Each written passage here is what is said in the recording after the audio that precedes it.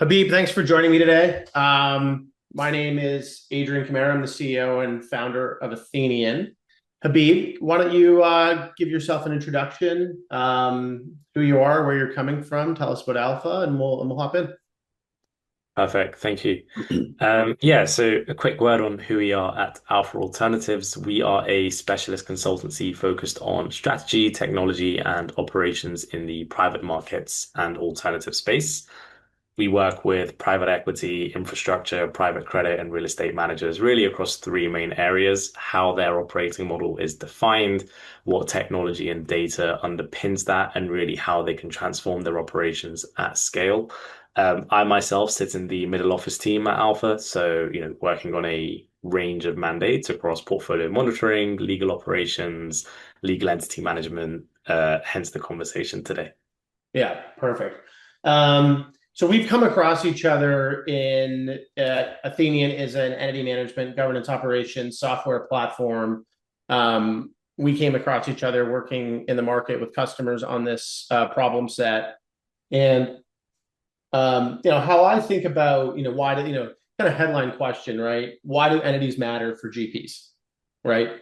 And how I think about that is if you think about the investment life cycle, raising capital, deploying capital, returning capital, all of those three phases require, significant, entity structuring, right? So the fund structures to raise, investment structures to deploy, and then all kinds of, vehicles to return capital, carry pooling, and so on. And they also tie into a lot of critical functions, right? Tax, legal, compliance, IR, fund accounting, reporting, all kinds of stuff like that. And so that's sort of the world we're going to be talking about today.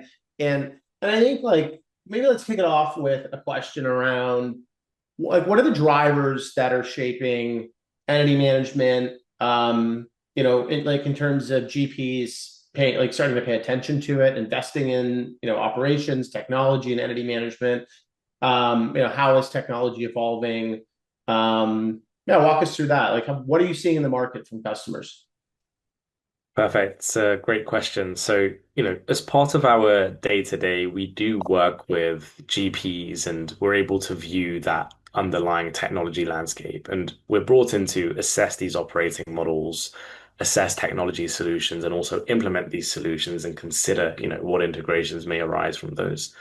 And there's a fairly archetypal end state firms are actually working towards. And there are many different layers of data in a private markets operating model, but focusing specifically on the entity side of things, it really is that single authoritative entity and ownership layer that other solutions in the technology stack can reconcile back to, rather than copies of data being held, across fragmented external and internal sources. Where that's in place, your NAV and your LP reporting reconciles cleanly, waterfalls and realizations are, more defensible and accurate, and your actual underlying governance is running off live records as opposed to records that have potentially gone stale.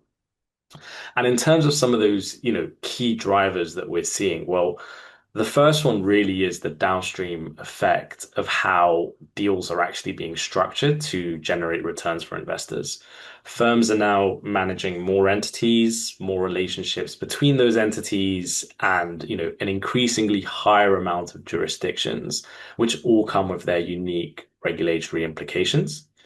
A GP may have a few different types of investment strategies leading to different investment vehicles, different life cycle events, which will lead to frequent changes in the underlying data that's being tracked. And we do see that that varies, by asset class. So giving a couple of examples, private equity, for instance, as you mentioned, structures can change throughout that investment life cycle. At the completion of the deal, the holding stack of the entities is normally set up across several jurisdictions. When there's third-party co-investment, a co-invest vehicle is formed along the side. And during the hold period, new acquisition vehicles, changes to management incentive plans, they all have an impact on ownership and equity. And so the entities are one of the key mediums through which you view these changes, so it Right. goes without saying that maintaining accurate data at the entity level leads to efficiencies in that process. Right. So when I'm, trying to think about your response to that answer. I sort of there's sort of like um, part one is entity data is highly fragmented in GPs. So you have various teams have their own spreadsheet of sort of duplications of data and sort of what they need out of the data set. Then you have oftentimes a lot of the data is being maintained by fund admins, law firms, outside vendors, and then you have so the data is both fragmented internally and externally. Everybody's sort of running around trying to get what they need out of the data set, but there's no golden copy internally where there's everything's being reconciled again. So that's kind of current state, and I think what I'm hearing is like current state for many GPs, which is fragmented data on the inside, fragmented data on the outside. There's no golden copy. There's no sort of ownership or sovereignty over the entire picture. So that's A. And then the B is entity, like these how private assets, private equity investing, private markets is evolving. Is the deals are getting more complex. They're getting bigger and more complex, which is requiring more structuring. Right. So the deals are getting bigger, which are requiring more co-invest because it's sort of pushing the size of the funds more. They're more global, so you're having to be in more jurisdictions, and so you take highly fragmented sort of current state operating model plus significant demand on the entity structures to support how sort of deals are being done now. That's just resulting, like, is that where all this demand is coming from out of GPs to like around we have to get this under control? Like, is that sort of the A plus B equals C?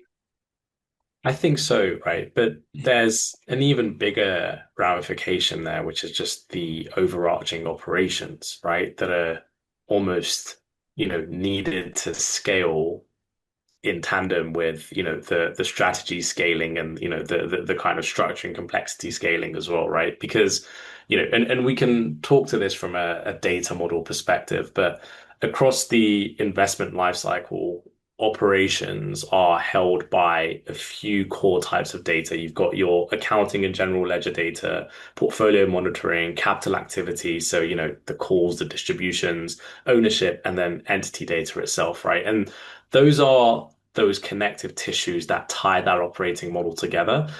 Those connective tissues need to be robust as you scale, right? As those investment firms decide to structure more and deploy more complex, vehicles, et cetera, right? And so, as mentioned earlier, alongside transaction and instrument data, the entity data serves as that structural layer that the other data sets can rest on as these Right. firms are scaling, right? It provides the legal structure that ownership, value, and capital flows will actually attach to. And it also ties the other data sets together, right? And we can view this from the example of an income statement will belong to a company, a valuation rolls up through companies, ownership is held through companies, capital flows from one company to another. In each case, the company or the underlying entity, if you will, is the anchor. So if the underlying entity data is incorrect, then the accounting, the valuations, the ownership, the capital flows sitting on top of all of that gets harder to reconcile, right? And as you scale, that problem only compounds. Right, right. So like let's take an example of maybe there's an LP direct co-invest in a vehicle. They acquire a certain amount of equity in that asset. Then they also have some convertible debt or a warrant or some type of convertible instrument, right? They have the option to convert that at a future date and time, right? They then do convert that, right? Or a portion of that. What's the like, how do we think about the impact of that when you think across tax reporting, fund accounting, KYC, like the sort of like that goes a lot of places, right? And who's managing that, who's owning that, and like what's the sort of current state on how that gets reconciled and updated across all these systems? Well, I think when I hear that, it links to some of the pain points that we do see in more of the kind of private credit space, right? And, for that sort of thing, the loans are made by these funds and, those loans are usually made through their own companies set up to, I guess, hold those loans. And so if a lot of loans are made, then this naturally increases the number of companies set up. So, and sometimes those loans can also get bundled together through securitization, right? So I think, what you mentioned earlier, for me, it's, well, the rate at which loans get paid, for instance, and new ones being made can sometimes be quite fast. And so companies are being set up and then closed down to match that velocity, right? So really maintaining your accurate records from an entity layer becomes of paramount importance there once more, right? So, Yeah. I think whatever the case is, whatever the life cycle event is, the underlying data set being accurate and also live is key to actually, be able to outpace your competitors when it comes to, actually making some of these key decisions. Right. Right. So when we think about like target state, what's the paint the vision for a GP of what the target state could and should look like in this area? Absolutely. I think what I'll do with this question actually is almost reverse engineer some of the pain points that we're seeing, and then I'll naturally kind of bring that up into, what that target end state looks like, right? So, as mentioned, some of those common pain points really are the absence of a single master entity register, of every company across every team accurate at any point in time. And as we mentioned, instead that data can sit across your fund admins, your law firms, internal Excels, your tax memos. And so the connectivity between these different data sets naturally becomes less fragmented. So that's definitely one of them, right? Which is one of the pain points that is going to shape this kind of like target state that we get to. I think another one is definitely good visibility at the top of the fund structure, but less the further down you go. Firms usually have that clear view of the top of the structure, the main holding companies, just, due to the nature of the entities, however, that sit at the bottom of the structure. Naturally, the lower layers depend on whichever advisor or provider will sit closer to them rather than on the firm itself. And we can talk about, administering entities in a second as well.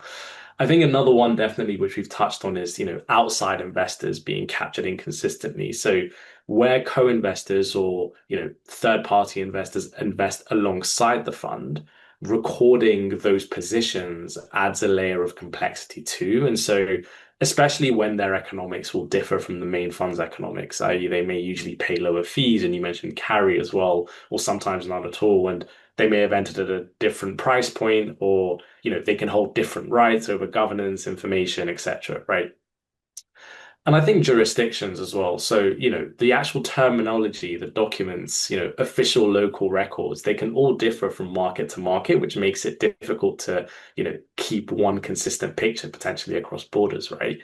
And, it goes into this point around, what the actual underlying cost of administering these entities becomes as well. So every company carries an administrative load, setting it up, ongoing filings, the statutory record keeping, directors and officers, and across hundreds of companies, that adds up. And it applies whether the work is actually done in-house by fund admins or by counsel. So, especially as firms scale in size, the point can become less about who is doing the work, i.e., whether this work is insourced or outsourced, but rather what technology sits under that process regardless. And the answer will split depending on the model itself. If you're keeping your entity management workflows in-house, then the case is simple, right? The right technology reduces the operational workload, and you can capture that benefit directly. If you outsource it to fund admins or counsel and you continue doing so, it will become a question of what technology are they using? How are the service providers themselves cutting time spent on certain processes so Yeah. that GPs can create efficiency through that relationship? Sorry, go ahead. Yeah, I think like you touched on an important point there. I think a lot of GPs think that, entity management, we outsource that to our law firm or to our fund admins. And if we want to know anything, we just go to them and they'll provide it to us. Mm. And I think what we see is frustration around that model because you oftentimes have different vendors on different funds, right? And Yeah. if you think about like a lot of what's happening in terms of constructing better LP experience, it's consolidating. We have LPs in multiple funds, right? And there's a big push now to create single LP portals, so you're not requiring LPs to log into different portals managed by different fund admins because that's just a poor experience, right? You want you want one, one login to access all the data. Um, Yeah. and but that model I think plays out operationally as well, right? So, that's we're logging into four different fund admin systems or just emailing somebody to get access to something. And then the data is highly fragmented. It's at different rates of currency. It's not in the same format. And so it's extremely difficult to sort of consolidate that. And I think the one thing that we see a lot of GPs reluctant to do is to instruct their vendors to use we're going to sort of take a step back. We're going to establish sovereignty and ownership of this data. We're going to own the system. If Yeah. like in theory, you own the data, like you can tell some vendor to like, hey, we're terminating the contract, send us all your data. In theory, you have ownership over the data, but you don't have control over it in the sense that you can't press a button and get one report of every structure you have. If you can't do that, you don't have control, right? Somebody else has control and you're having to sort of duct tape it together. And what we're seeing is GPs setting up entity management systems internally to create that consolidation. And I think the one thing that's missed is you can, as a GP, tell your fund admin, you are now logging into this system to keep it up to date. Like, I don't care what you do internally, you're now logging into my system and keeping it up to date. And when we look at our, I think the bigger GPs, I think they understand that they have that leverage over the fund admins. And when you see some of this sort of, mid-market, GPs, I don't think that they sort of instinctively realize that. But these fund admins, these law firms, they're professional services companies. They will service you where you want to be serviced. And, we have in our software, we have, at this point, thousands of users from all the main fund admins and, all the main law firms that service these funds that log into our software to either keep it up to date or to pull down data that they need for various, processes that they're running. And so I think that you can create this ecosystem in your sort of service provider market, and they will service you there. And then you can get to a point where all of the structures, fund, investment, portfolio, if that's sort of above the fold for you or below the fold, but you can have all that data in one place. You can integrate it into your other systems, and I think some of the systems we see integrations into are fund accounting systems, treasury management systems, LP portal systems, stuff like that. And you can have it fully integrated, tax systems, fully integrated. So the entity data is pushing into all these teams. So the next time a deal team, deal team is talking to an LP about some deal they want to do, and they're trying to show them, hey, we want to show you the chart for a deal we did that's very similar to this to give you sort of an illustration. You don't have to email some law firm or some vendor and wait a week to ask, to get the chart back. You just log in to Athennian and you have access to it immediately. Yeah. Right. And so you can just like the rate of sort of information flow, decision making, and therefore capital flow just increases so much faster because of that. Yeah, absolutely. And I think just to close that point off before, I think it actually segues us very nicely into kind of integrations as well, even in that ecosystem, having the right technology, it may not initially lower the underlying invoice between your fund admins and your service providers, but definitely the benefit shows up elsewhere in terms of, like you say, faster turnaround, fewer errors, cleaner data coming back, and less of your own team's time spent chasing records. Yeah. That has a knock-on effect on cost, on a long-term basis, but definitely it's something that GP should be considering to achieve that goal. Yeah. But I think you mentioned something which was quite key there as well, which is the actual linkage between the ecosystem, but also the underlying technologies sitting within the ecosystem as well, right? So if we're just to talk about, closing this out as to connecting it all up, right? What does good actually look like? As well as that, ascertained ecosystem, in terms of the technology landscape and the technology ecosystem itself, it's that centralized authoritative entity management layer, but that only really delivers value if it's connected to other systems that deal with related data sets as well. For me, I think the value really comes in from how it can plug into the wider technology stack, where the deals originate, where investment accounting and risk reporting also happens as well. And for me, a concrete example of this is actually bank accounts, right? So these entities some of them or all of them need bank accounts to operate, whether that's to receive capital, pay expenses, or service debt, as you mentioned, or even make distributions. And so opening those means KYC, name signatories, and payment mandates. So Yeah. when we're talking about this interconnected ideal again, how do you create the entity in the master source system to then kick off your account opening processes that can then be recorded back to the entity? So that, when you're looking at this company, you don't just see the legal details, but you can actually view the Yeah. accounts beneath it too. How does that actually materialize in practice, right? Yeah, yeah, and I think that we talk about legal entities, but I think when you think about like what is the purpose of a legal entity in asset management, it's just it's financial operations infrastructure. Like you create them to move money around. That's the only reason you create them. And we see like some of our most advanced customers, Yeah. what some of the stuff they're doing with AI, for example. I think bank accounts and payments is a good example. If you think about, especially in real estate where there's or credit where there's a significant amount of sort of scheduled liquidity moving through these structures. It's not just held and one Exactly. day there's going to be one big check comes out. What we're seeing is these GPs building agents that can actually push the money through the structures because it's happening at such regularity. And if you think, you have to move, 20, 30, 40, 50 million a quarter, depending on the size of the debt, the size of the asset, et cetera, right? A lot of those transactions, those are going to move through entities to sort of, trace through certain tax structures to achieve the tax benefits. The capital Exactly. has to, the capital might need to sit in a bank account in BVI for 30 days to season, and then it can move on. Like there's all these sort of protocols and schedules to achieve certain outcomes, right? There's a significant amount of work. Like that's today humans pushing all of that through.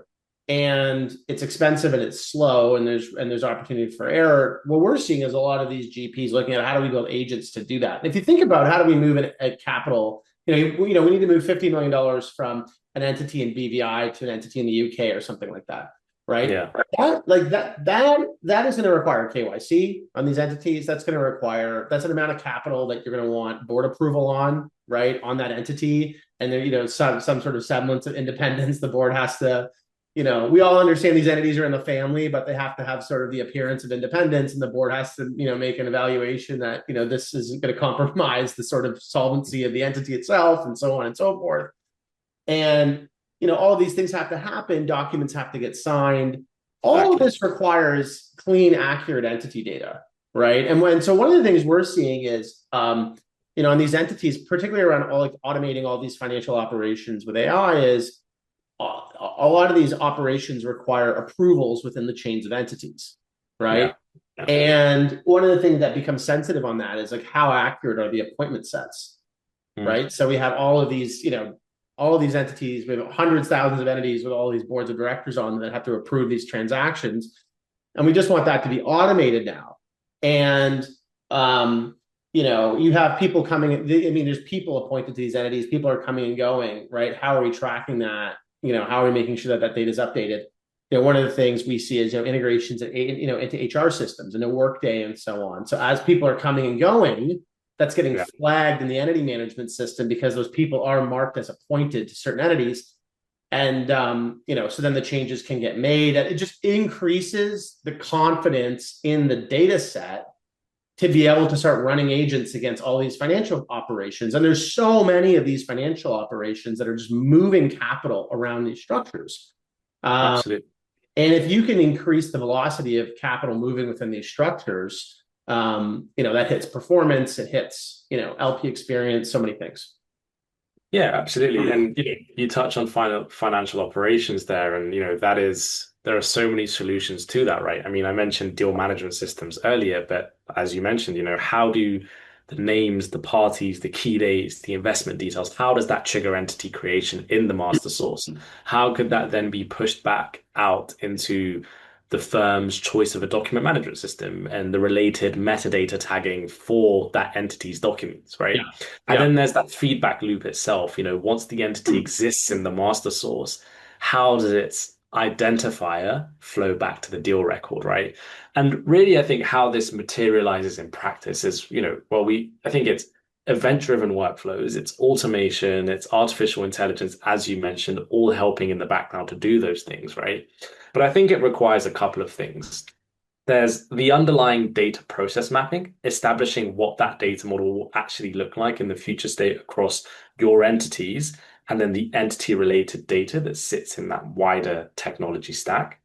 It's building novel integrations between systems in the private market space, to truly create the end-to-end connectivity when it comes to entity management. And I think it's a people and process shift as well, right? There needs to be sentiment towards, this movement towards the entity data layer serving as that structural master source of which Yeah. everything else can rest itself on. And then, naturally the process mapping, the integration layer, and everything else will just follow suit after that, in my opinion. Yeah, yeah, yeah. I think like we get every week dozens of GPs coming to us and asking for AI for KYC responses, AI for charts, AI for this, AI for that, right? And I think these are all sort of symptoms of the problem that your entity data is not in one place. You can't, and it's hard for you to access and report on it efficiently. And we talk a lot about IA before AI, right? Information architecture before AI. And I think, the entity structure, all the data, their identity, who owns them, who controls them, who can authorize them to do things, what's their tax profile, et cetera. That is what I call a context layer for AI. Yeah, Like that is absolutely. the sort of that's sort of the grid or the scaffolding that you want these agents to be making sort of some level of independent decision making on these sort of micro decisions that have to be made through a process, but that has to exist on scaffolding, Yeah. right? And some of these things, like some of the decisions that can be made by an agent, there's a sort of a range of acceptable decisions that they could make, right? Um, but when we think about the data that, like a lot of this data that exists in these structures, highly deterministic. Like there's not, the date of investment.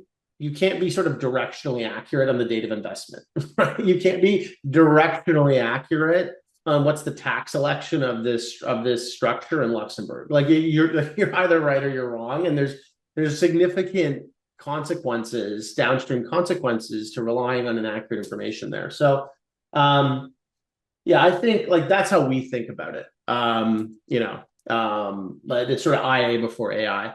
Habib, if anybody wants to get in contact with you, where do they find you? Habib.Hussain at alphafmc.com. Fantastic. And you're in London, right?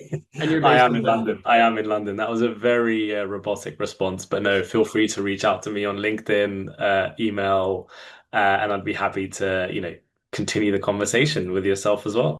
Fantastic. Thanks, Habib, for the conversation, and hope everybody enjoys it. Thank you. Take care.